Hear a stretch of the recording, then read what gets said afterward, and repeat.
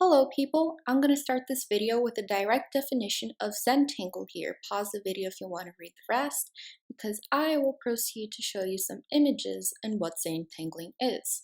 As you can see, it's basically shapes, pattern, designs formed all together to make one art form. And as you continue with this, there will be dents, there will be some space, so that it can have a balance to it so it doesn't look too intense. And it's pretty popular in coloring books.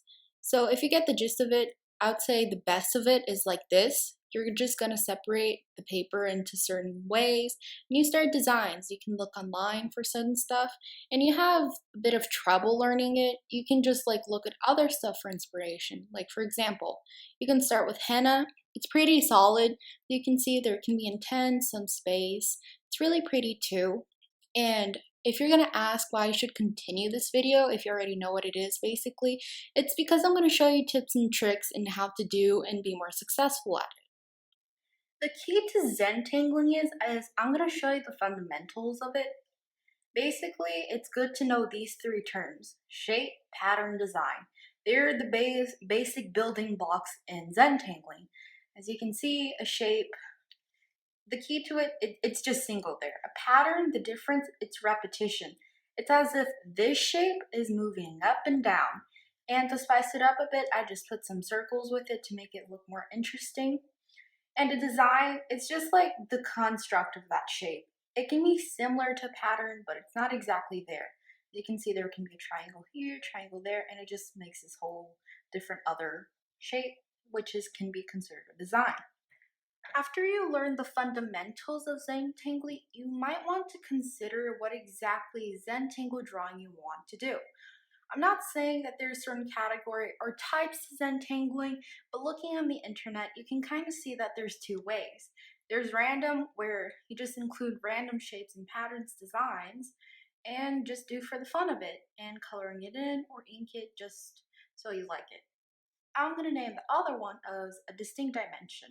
By that, you're kind of just going to create a shape or an outline of something, like let's say an animal, a letter, a word, a scenery, which can be flowers, and you're going to include your own shapes and designs into it and focus it on that. By random, I meant like separating the page into certain shapes like this I did, and just doing random designs or patterns on it as you'd like, and then coloring it in or inking it. As you can see, I did this in an art class for a project. I got inspiration from the ordinary objects in my house, like this was inspired by pizza, or just pretty simple designs in parallel ways or not. And by the other one, as like a distinct dimension, I'm going to take a coloring book as an example, as you can see. And it's nature themed, obviously. Is that there's gonna be like a certain outline, and then you're gonna put shapes and designs into it. So it looks kind of like this.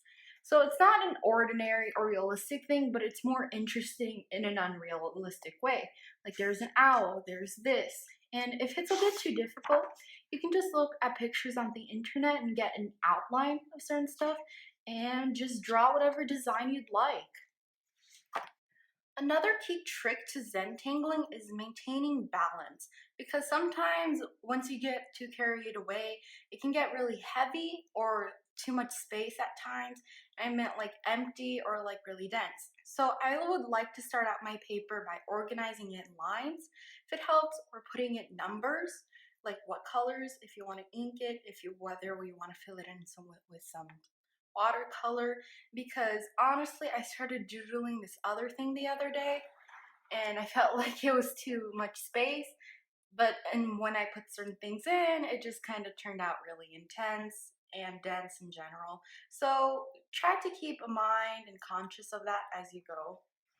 One last thing before you go is that you should be creative however you like. Yes, I made this video on how to Zentangle and tips and tricks, but doesn't mean you have to follow them. This is a whole art style based on your freedom of imagination.